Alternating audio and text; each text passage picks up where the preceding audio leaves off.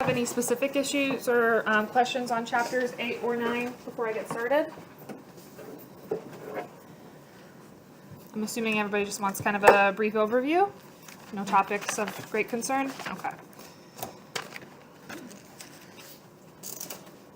So chapter 8 is all about alcohols and ethers. What's the functional group of an alcohol?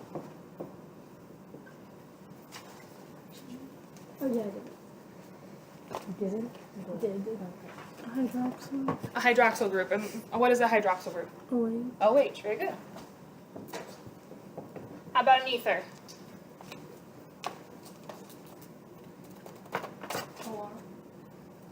So more specifically, an oxygen between two R groups or two alkyl groups. Somebody that I was meeting with today said an oxygen double bonded to carbons. Be careful. It's not an oral exam. If you wrote it, you'd be fine. But when I hear double bonded, I see this, which is a carbonyl group. So just make sure it's two single bonds, not a double bond. It was just more of a slip of the tongue. But so a lot of this chapter has to do with physical properties, which should be mostly a review from general chemistry.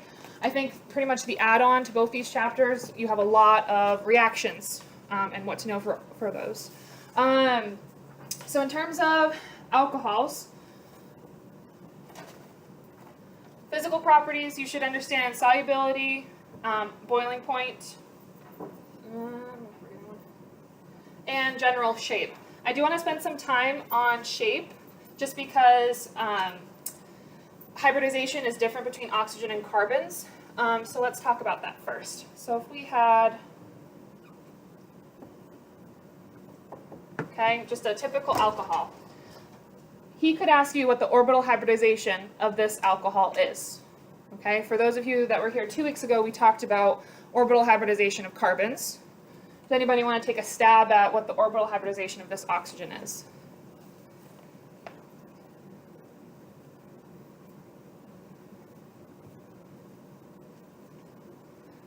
Somebody just throw out something. SP, SP2, SP3? SP. SP, okay. So, not necessarily true, but I think I know where you're heading from that. So did you count the number of attachments like we talked about 2 weeks ago? So with carbon, you can do that because it typically shows it's 4 bonds. Okay, very rarely does carbon not have 4 bonds other than maybe the carbon ion, which is still sp4. Oxygen has 2 pairs of two sets of electrons that are not in a bond, unbonded electrons.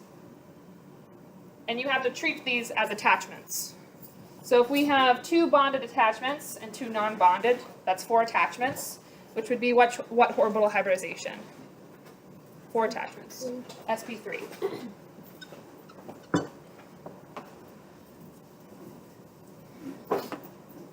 Just as kind of a reminder, you won't necessarily need to know it today, but oxygen can only be sp2 or sp3.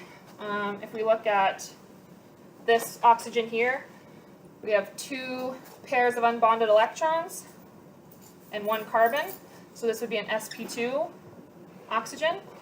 Those are the only types of orbital hybridizations you can have with oxygen. Carbon can be sp, sp2, or sp3. Just another thought. So this is sp3, tetrahedral, so he could ask you about shape or orbital hybridization. Those are always up for grabs. In terms of solubility,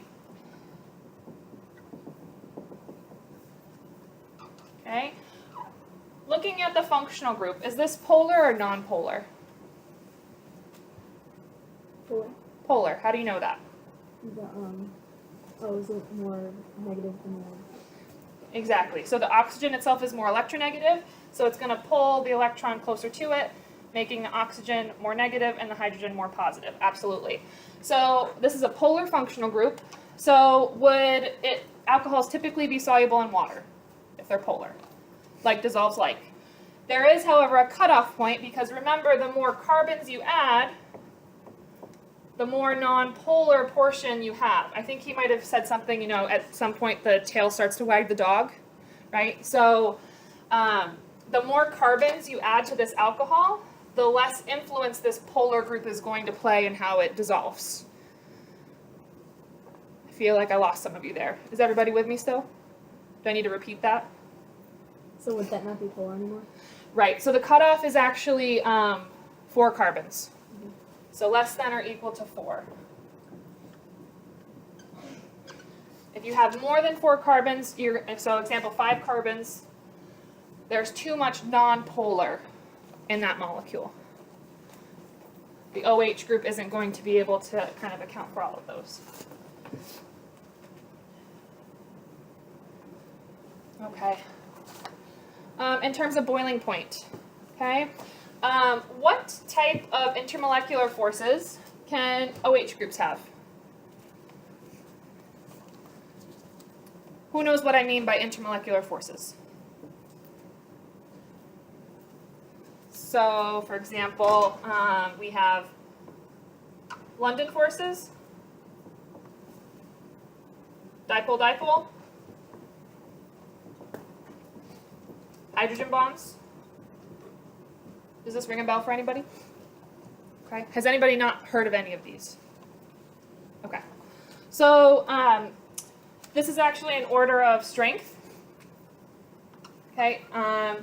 London forces are the forces that are the only force that nonpolar molecules can have. Dipole-dipole are polar molecules, and hydrogen bonds are a specific subset.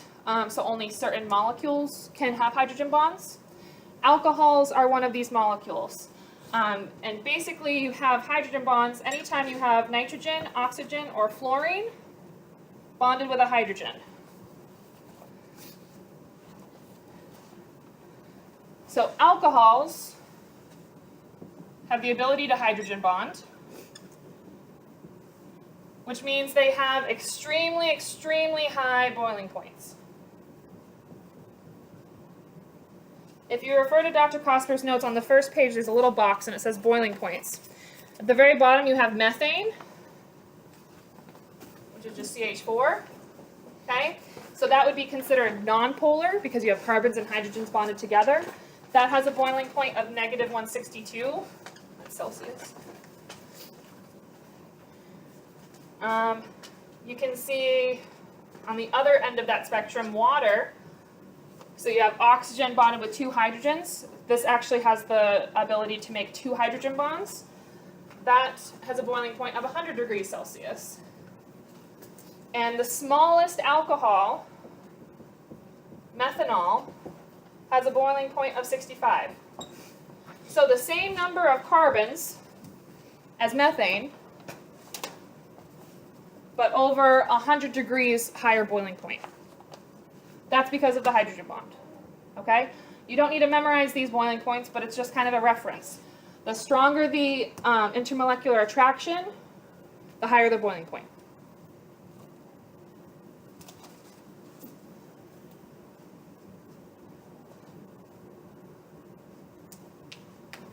Okay, I'm going to take a quick jump over to ether just because I don't want to have to rewrite this again.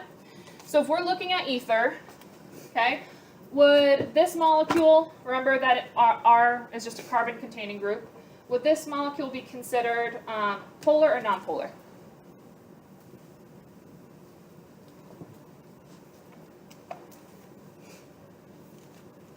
Non-polar? Why nonpolar? Doesn't it depend on what the R's represent? So not necessarily. Are you thinking of of symmetry, or are you not going that far? So if we had, for example, this.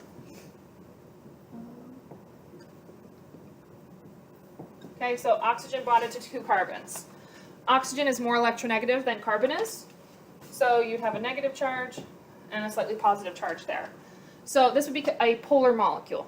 Okay. Would this have hydrogen bonding? Would this be able to hydrogen bond?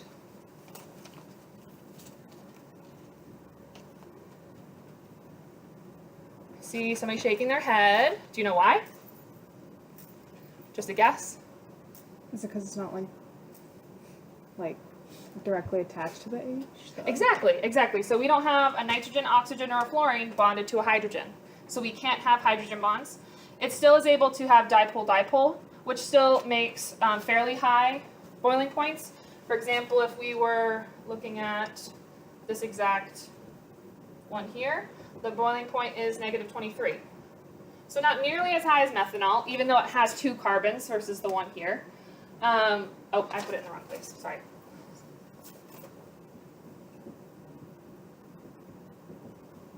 Not nearly as high as methanol, but much higher than something that can only have London forces, okay?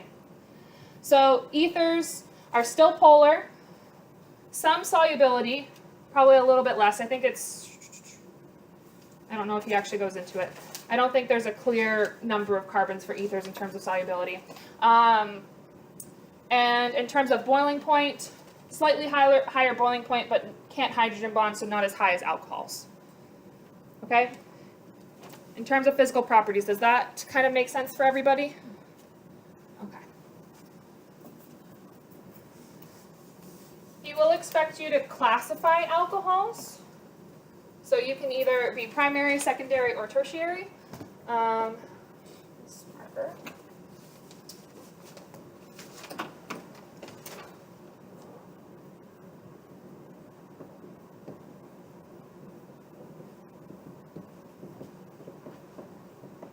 Okay, would this alcohol be considered primary, secondary, or tertiary?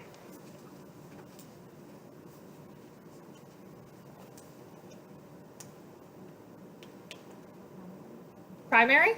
Okay. Is that what you said? Okay. So the key here, well, can I ask you why you said that? What was your thought process? The OH group is connected to 1 carbon. So I have,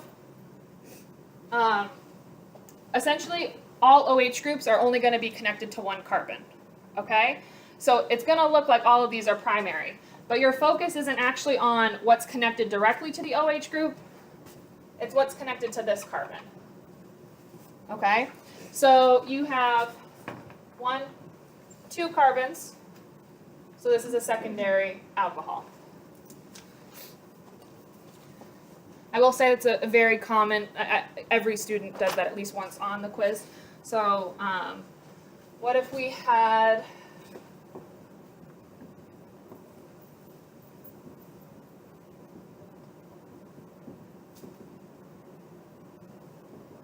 something like this, primary, secondary, or tertiary? Tertiary. Okay? I would absolutely expect a question on this on the quiz. You know, he'll probably draw something sort of like this and just ask you to classify it. I have had students ask me, you know, what's the point of classifying? Why do we even bother? Each of these alcohols is going to react differently. So when you're talking about specific kinds of reactions, it may really matter what the final product is, or if the reaction even takes place, if you're talking about a secondary versus a tertiary. So there is kind of a bigger purpose. Does that make sense to everybody? Do we want any more examples? We're good?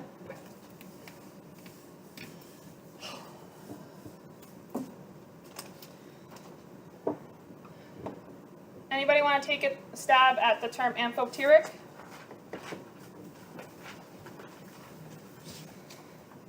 What does it mean? They have a base and an acid. So it can act as a base and an acid, absolutely. So ampho, like amphibian, so it has that flexibility to act either way. So depending on how it's acting, you can have 2 different ions being formed.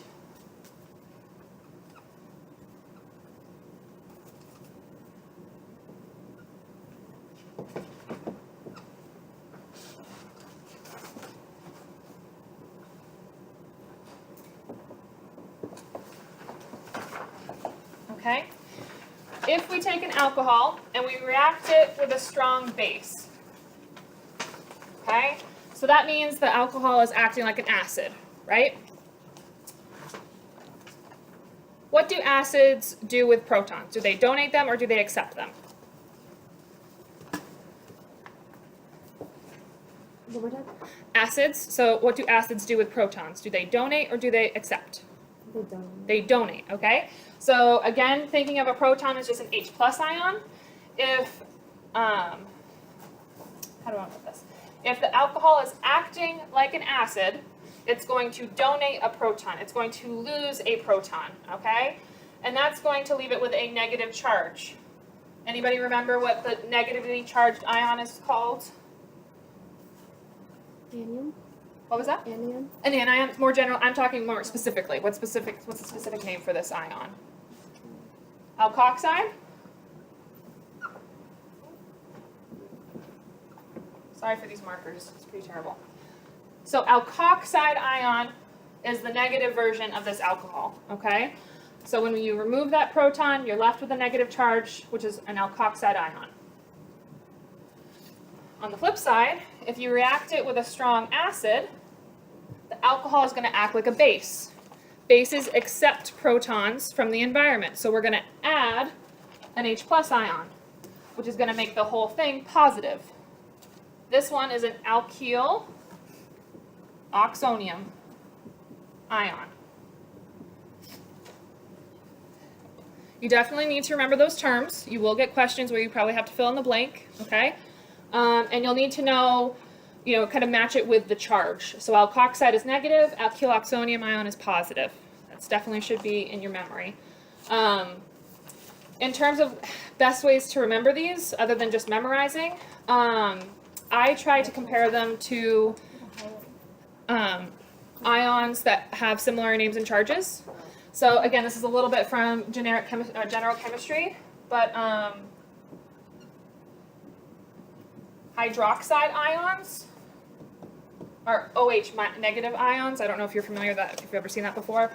So similar name, similar charge. And ammonium, NH4 plus, similar name, similar charge. Again, if it doesn't work for you, don't worry about memorizing them. That's just something that kind of helped me remember which one had which charge. But if you aren't familiar with these ions, it doesn't make sense to memorize two new ions, just to memorize the first two, right? Just another thought. Does this concept make sense? The ions that are formed? It is a little bit of memorization, but okay. So in the question, will he already say like strong base? So when we hear base, we already know it's strong. So he could word it a couple different ways. He could just ask you, if an alcohol acts like a base. Okay? So he's not taking you through this process. If it acts like a base, what ion is formed? So acts like a base, adds a proton. Okay? He could say alcohol reacts with a base. So if it's reacting with a base, it's acting like an acid. So be careful, read those questions carefully. Is it acting like it, or is it reacting with it? So when he says act like a base, that means really it's an acid. Or what? So here we go.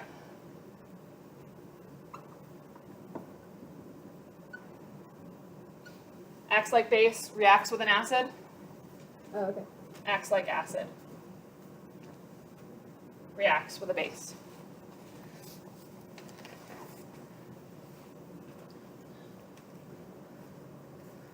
All good with this?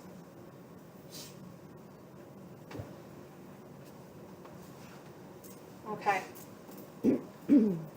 So the next piece has to do with alcohols as an acid, okay? And determining, kind of their strength. So is it okay if I get rid of this? Okay.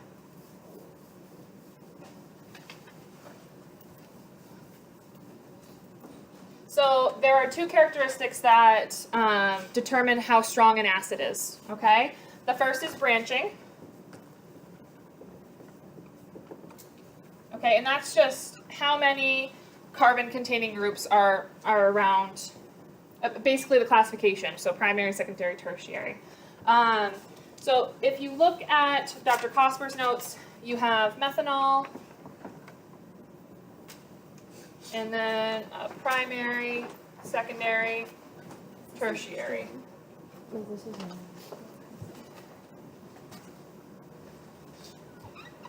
And this is, when you think about the strength of an acid, you should think of two different things. So acidity and also pKa. And remember that they're indirectly related. So the lower the pKa, the more acidic that acid is.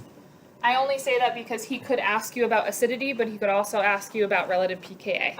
So you should be well versed in both of those. So the fewer branches we have, right, because methanol is just a carbon with hydrogens around it and an hydroxyl group. So this is the least branched versus the most branched. Okay.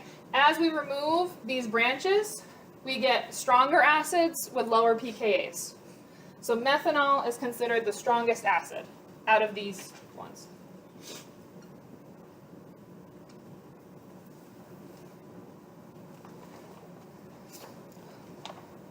Is everybody okay with this?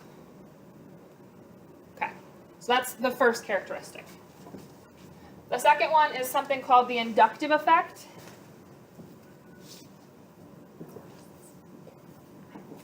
I do want to make note, I don't know if he'll change his grading policy on this. On Dr. Cosper's notes, she does have polar in parentheses. I know in recent years, students have put polar effect on their quizzes, and he marks you off for that. So please remember inductive effect. Don't get confused with polar effect. So this has to do with essentially two things that are related. So the number of electronegative groups on the alcohol and the distance between them and the alcohol group. Okay? So I'm going to essentially recreate what's on Dr. Cosper's notes just so we can kind of reference it. But so F.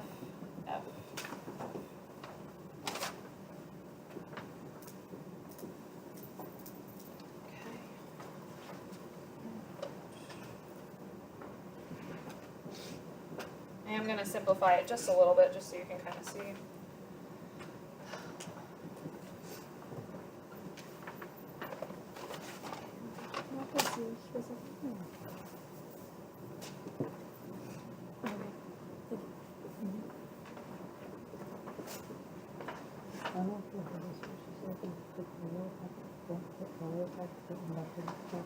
I'm sorry for my sloppy handwriting. I kind of simplified. I only put 3 instead of the 5 that are on here.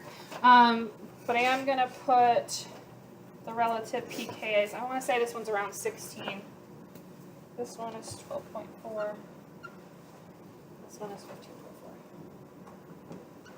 15.4. Okay, so like I said, inductive effect it's a twofold one. So it's the number of electronegative groups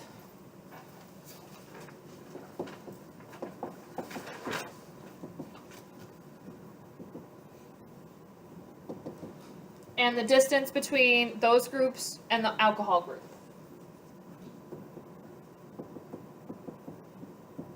Okay, so down here I have just normal ethanol, okay, only hydrogens in the alcohol group. I apologize if you are having a hard time reading it, these markers aren't doing too well today. So the pKa, approximate pKa of this molecule is probably around 16, okay? If we basically swap out each hydrogen here with a fluorine, so we now have 3 fluorine groups, the pKa drops to 12.4. So if this one has a pKa of 16 and this one has a pKa of 12.4, which is the stronger acid?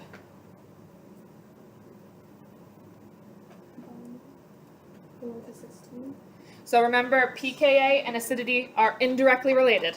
So the lower the pKa, the stronger the acid. But thank you for speaking up. I prefer it when people speak up. So the more electronegative groups you have, the more acidic that molecule is, or that alcohol is. So number of electronegative atoms. The second piece is distance. So again, both of these have 3 fluorines on them. But you'll notice that this one is much closer to the alcohol group. This one has been separated a few times from the alcohol group. 12.4, 15.4. So the further the distance, the weaker the acid. Or another way of thinking, the closer they are, the stronger the acid. The lower the pKa. So he could ask you a bunch of different questions. He could ask you, what are the 2 characteristics that affect the acidity of an alcohol? He could ask you to compare, say, methanol and a tertiary alcohol and say which one would be the stronger acid. He could ask you for a brief definition of the inductive effect. Okay, so you would have to talk about these 2 points to get the full credit. Or he could draw 2 similar, something along these lines, and ask you to compare. He probably wouldn't give you the pKa. He wouldn't ask you to compare this and this one. So he wouldn't give you something that's different in both of these. So these both have different numbers of fluorines and different distances. He would ask you to compare either 2 with the same number or 2 with the same distance. Does that make sense? Okay. So lots of questions could come from this section. Should we move on from this? Are we all set?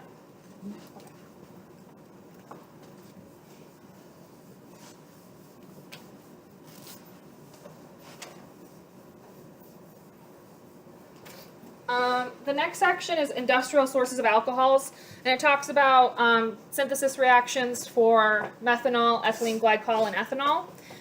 I will say historically, he doesn't tend to ask questions on the synthesis of these molecules. Typically, the questions he asks are actually in chapter 9 at the very end, the fun facts section. So, for example, methanol is toxic in small doses. Ethylene glycol is sweet and it's toxic. Ethanol can be used to treat ethylene glycol poisoning and methanol poisoning, but it is toxic to humans in large doses. So I can't say that he won't include subtype of question on this, but I will say typically he's focusing on the practical information that he spoke to you in class. Okay? All right.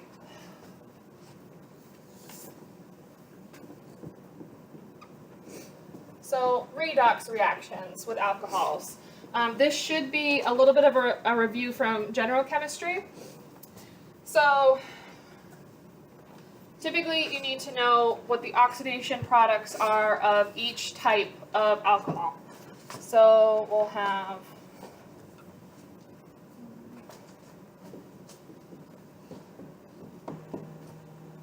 a primary alcohol.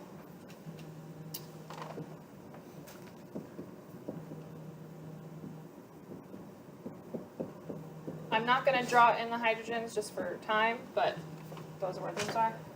So a secondary and a tertiary. Okay, so when we're talking about oxidation, what happens in oxidation?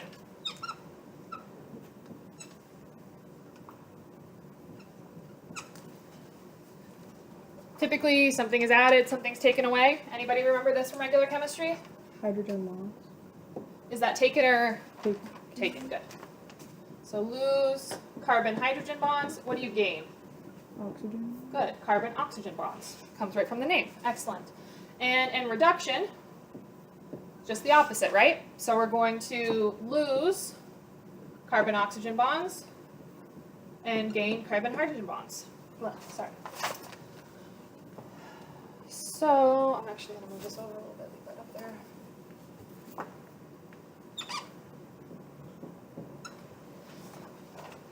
Does anybody remember what type of molecule we make when we oxidize a primary alcohol?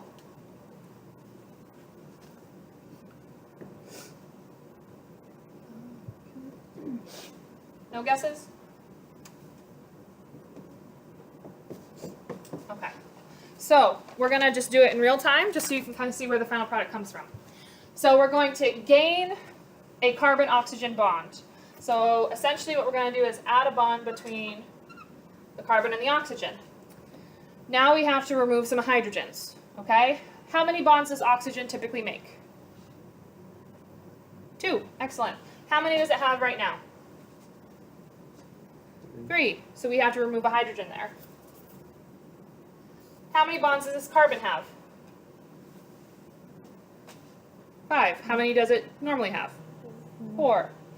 So we're going to get rid of 1. So we've added a carbon-oxygen bond, and we've gotten rid of a carbon-hydrogen bond. We also got rid of another hydrogen, but don't worry about it. Does anybody recognize this functional group? I know you haven't necessarily reviewed it heavily in class yet, or maybe you have. carbonyl group at the end of the chain? Aldehyde? Does that ring any bells? Okay, good. So let's do the same thing with our secondary alcohol. I'll redraw it.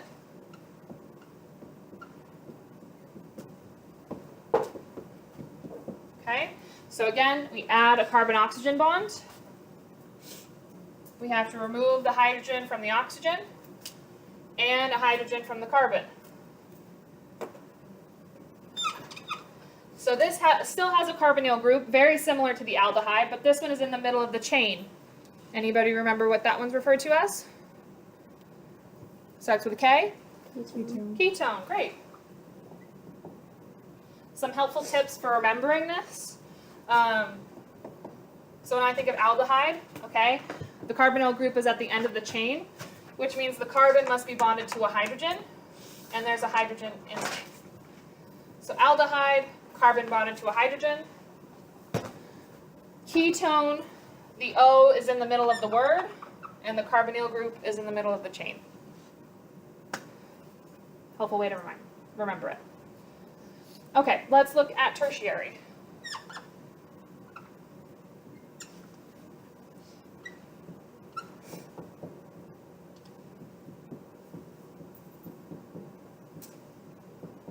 Okay, now if we follow this same process, right, we add a carbon-oxygen bond, we remove a hydrogen from the oxygen, we run into a problem. Does anybody notice the problem? Didn't add off, and then you didn't take away. I haven't taken a hydrogen away from the carbon. Is there a hydrogen to take away from the carbon? There is not, and that's because you cannot oxidize a tertiary alcohol. No reaction.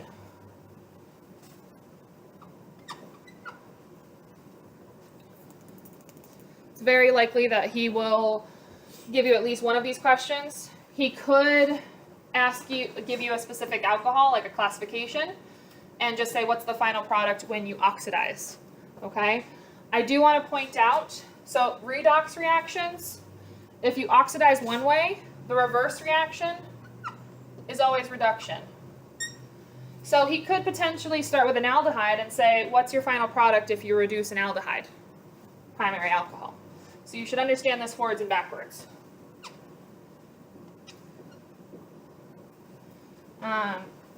Along with this, this can actually be oxidized further.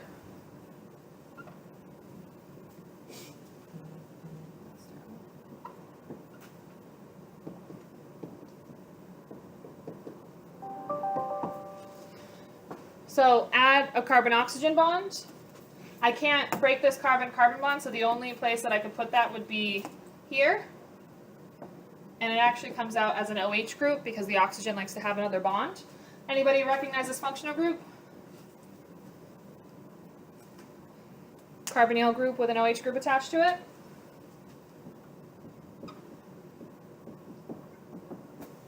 Carboxylic acid? Is that familiar? Okay. So I believe in Dr. Cosper's notes there is kind of a note near the end of this section. And if you use strong oxidizing agents, I believe the one they refer to as chromium-6, this primary alcohol will actually get fully oxidized or over-oxidized into carboxylic acid. You really won't have any aldehyde.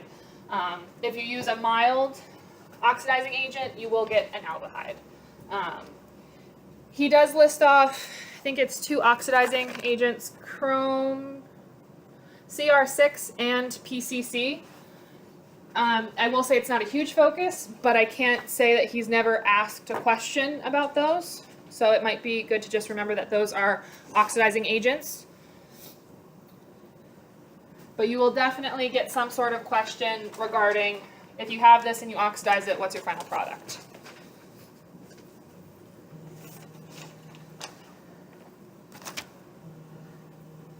Am I okay to move on? Anybody have any questions? Okay.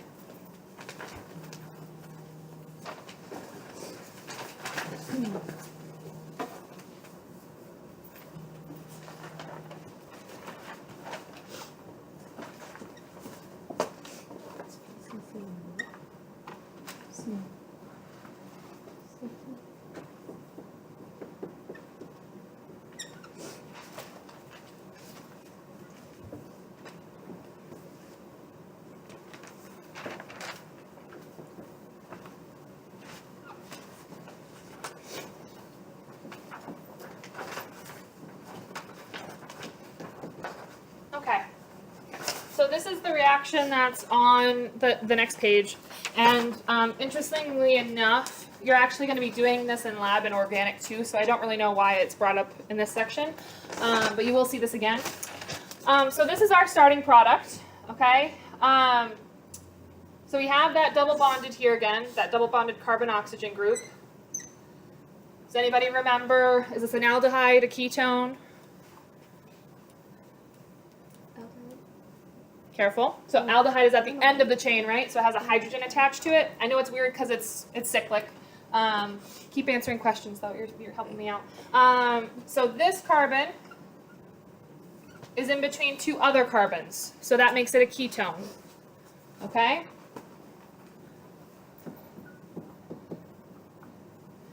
This is a reduction process. So what can we estimate our final product to be if we're reducing a ketone?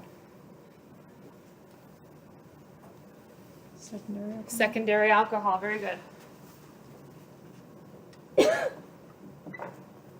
And we can check that by looking here. So here's our carbon. This carbon is attached to two other carbons. Secondary alcohol.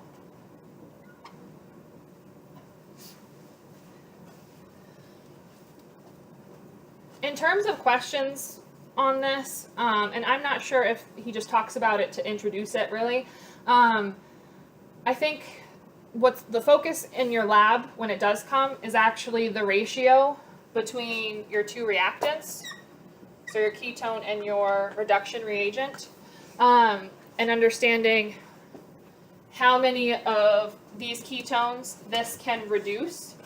And essentially that just has to do with the number of hydrogens. Because remember, reduction is adding carbon-hydrogen bonds. So the more hydrogens we have, the more ketones we can oxidize. So this is the hydrogen that comes from your reagent. This hydrogen comes from acid. So don't get confused there. I know that's confusing. So essentially, if we have 4 hydrogens, we can reduce 4 ketones. So the ratio here is 4 ketones to 1 reagent. I don't think this has been a focus on quizzes. I think it's more of an introduction for next semester, but really that's typically the focus that he takes. So I just wanted to kind of make sure. I don't think you need to memorize anything else. There's really not much more information here to memorize, but that's kind of, I think, why it's in this chapter. Yes? I'm gonna basically butcher this question, but on a lot of the tests he does, like, if you reduce the temperature or whatever, like something like this, Mhm. like, will the reaction... Double, quadruple, like those Yeah, things. yeah. So reaction rate? Yeah. Has that been on a recent quiz though? It's been on, like, almost every Yeah. quiz, but I don't really know how to answer it. Okay. Does anybody have a quiz with a question on it, just so I make sure I'm answering it correctly? That's a good question. I just want to make sure I have all the information. Is it only one thing? Yeah, it should be.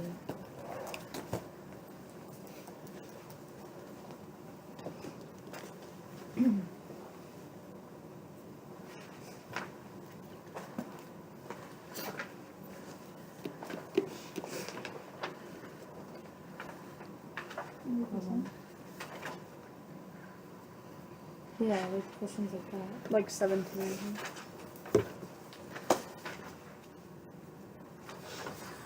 Okay. There's like just been a bunch of different questions where you have to, like So- number 10 too. 10. Let me look at 10 just to make sure. Okay.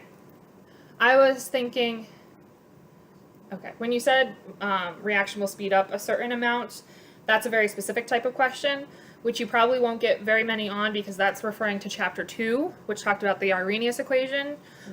So I wouldn't worry too much about that. The key, so I'm going to read 10 just so everybody's on the same page. So you are doing an SN1 reaction and want it to go faster. So you cut in half the concentration of the alkyl halide substrate. Will this speed the reaction a certain number of times? Will the reaction slow down? Or will there be no change? Okay, so this, wait a second. Okay, yes. This refers back to bimolecular versus unimolecular.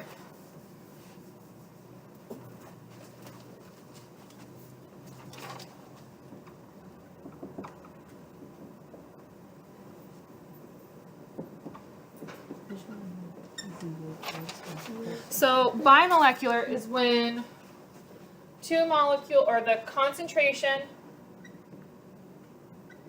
of two molecules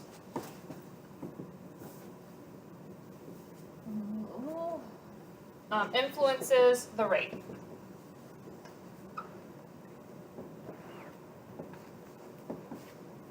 Okay? Unimolecular is basically the same thing except when one molecule influences the rate. So when you're talking about SN2 and E2, the 2 refers to bimolecular. So that means both of the reactants, so the alkyl halide, oh my goodness, and the nucleophile, the concentration of both of those affects the reaction rate. In unimolecular, it's one molecule, and it's always the alkyl halide. So in that question, you have an SN1 reaction, unimolecular, and it says that he cut the alkyl halide in half. So you've reduced the molecule that influences the reaction rate, so the reaction rate is going to decrease. And I believe 17 was also SN1, but you got rid of nucleophile, I think? Maybe? You tripled the nucleophile. Okay, so because it's still SN1, so we're still talking about unimolecular. If you triple the nucleophile doesn't influence the reaction rate, so that's not going to affect it at all, and it will remain the same. So I think those are the questions you're going to get more of than if you increase the temperature X amount, it will influence it this I much. think there was a couple questions like that, but I'm not sure. I just don't know if they're going to be on the test. These ones, anything about the basically chapter 6 and 7 is going to come up again and again and again. Okay. So definitely have those in your under control. I think you're going to see a lot more of those than anything involving temperature in the Arrhenius equation. But great question. Any follow-ups to that? All right, the last piece of chapter 8 has to do with Grignard reagents.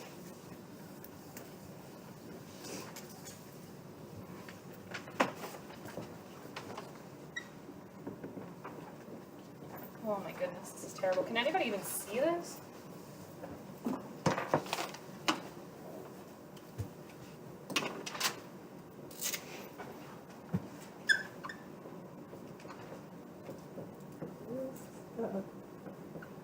Okay, so in terms of what you should know about Grignard reagents, so these fall under the category of organometallic. So organo meaning they contain carbon, metallic, obviously there's a metal in there. There's two important things about these. So they make carbanions, carbon, anion, negative charge. And they make new carbon-carbon bonds. Anytime you see this statement, and it's typically highlighted or emphasized already, but you should make note of it and remember that reaction. This doesn't necessarily happen very often, so it's important to know. It makes that reagent more versatile, I suppose is the best way to put it. So I want to talk a little bit about carbanions. You've already seen carbon-free radicals and carbocations, but carbanions are a little bit different.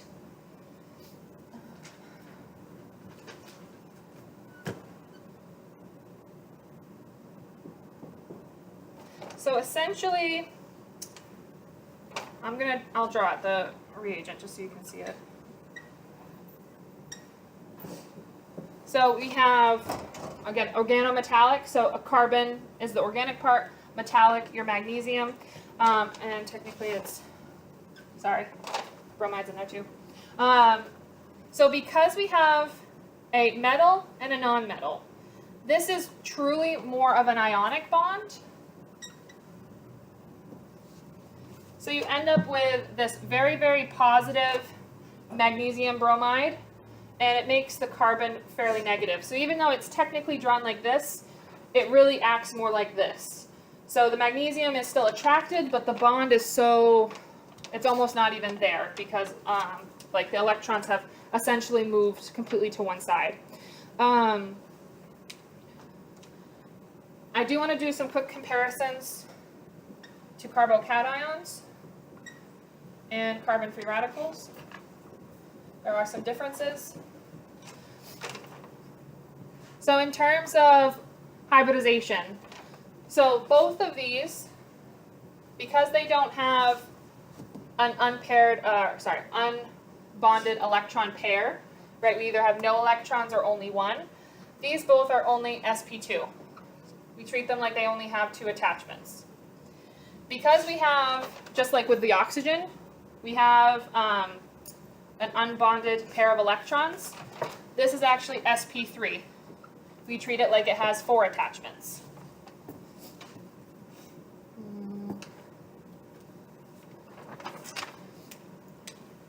The other big difference, so because this one has no electrons here and this one only has 1, these are considered electrophiles. They want electrons to kind of fill in this space. Because this one already has electrons, it's considered a nucleophile. So orbital hybridization is different and how it reacts is different.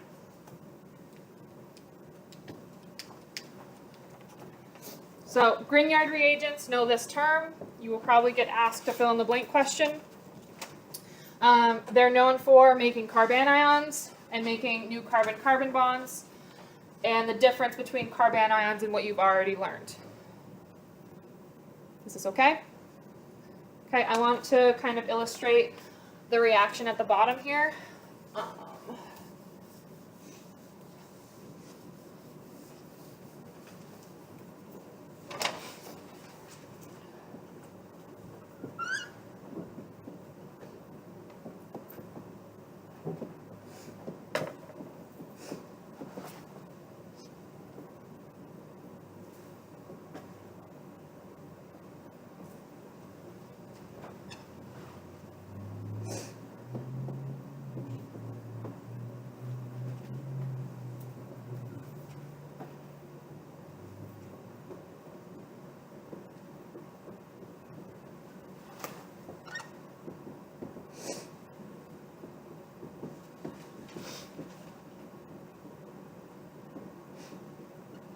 Okay, so let's walk through step by step. So here we have our aldehyde. Here's our carbanion. I'll draw it as the Grignard reagent. So this makes a little bit more sense. So essentially in this first step here, we are making a new carbon-carbon bond, okay? So this portion, oh shoot, sorry. What did I just do? Oh, here we go. That's why.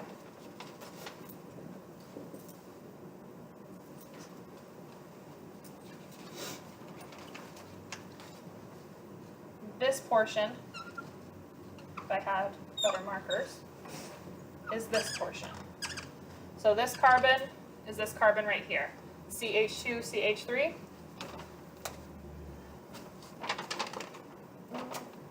This is just this. Okay? Does everybody see that? I know it's a little messy, I apologize. So essentially, the positive magnesium is attracted to the negative oxygen. Once we break this bond, that leaves oxygen with a negative. And the negative that we have in this carbon is attracted to this carbon. And that's mainly from this polar bond. So this carbon is more positive because the oxygen is more electronegative. So the negative carbon attracts itself to this slightly more positive carbon. The positive magnesium attracts itself to this more negative oxygen. In the next step, you basically just add an acid, which just adds your hydrogen to your negative oxygen. So this is, I don't know if you've caught up to this, so this is a reduction. So we have an aldehyde here. We know because it's a carbonyl group attached to a hydrogen. Now, this is going to go in the face of what I just told you about oxidation and reduction. So typically, if we reduce an aldehyde, we expect a primary alcohol, right? what we just talked about. Because Grignard reagents add carbon-carbon bonds, what is our final product here? Primary, secondary, or tertiary? Secondary. So when Grignard reagents are involved, it's not really your typical situation, okay? So that would mean if we started with a ketone, reducing ketones usually gives you secondary. With Grignard reagents, you'd actually get tertiary. So because you're adding a new carbon-carbon bond, you have to add one to the classification of what you would normally expect. So again, typically, aldehydes reduce to primary. Grignard reagents add a carbon-carbon bond, so it's going to be a higher classification than what you would normally expect. When Grignard reagents are involved, you add one classification. So that's chapter 8. Anything I went over too quickly, glazed over? Feeling okay? Let's see here. No, you can keep it. So unfortunately, it is 3:48. My alarm is going to go off in 2 minutes, yelling at me to leave. I was hoping we could get into chapter 9. Does anybody have any specific questions? Something that I could at least talk about before you guys leave? Is there any sections that we should focus more on? So with chapter 9, you have a lot of reactions. And typically, for those reactions, my suggestion is if there's a name, know the name. Know the purpose of the reaction, which is typically the final product. And know the reactants. Okay?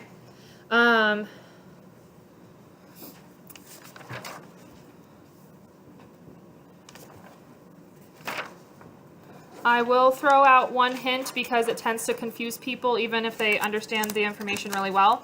Talking about protecting groups, he historically uses a question which, there it is.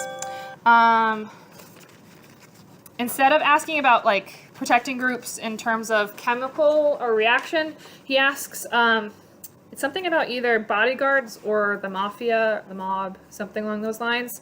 So like the mafia protects like businesses or whatever. If he asks a question about that, it's usually really confusingly written, but really he just wants you to say protecting groups. That's analogous to protecting groups. I would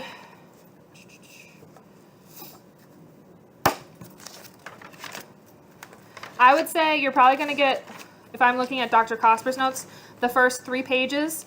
You may get some questions on sulfur, but you probably won't have very many detailed questions. I would know why sulfur is an analog of oxygen, and know, maybe understand that how thiols differ from alcohols, but other than that, you're probably not going to get many questions on that. I can't say you won't get any, but you might not get some. Alcohols. That is on the last page, section 910. I wouldn't expect much drawing. It's going to be a lot of fill in the blank. You probably will have to show a hydride or an alkyl shift. And just my tip with that, you're always just looking to make a tertiary carbocation. So you want to move that positive charge to whatever carbon is attached to 3 other carbons.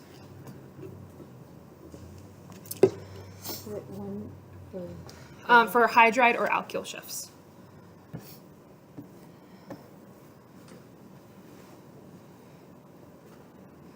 Any other quick questions? Okay. You guys can always email me too. I can't promise that I will get to you before the quiz tomorrow, but I typically get my emails and can respond pretty quickly. So that's just my first name dot last name. So jessica.brochu@Becker. Okay.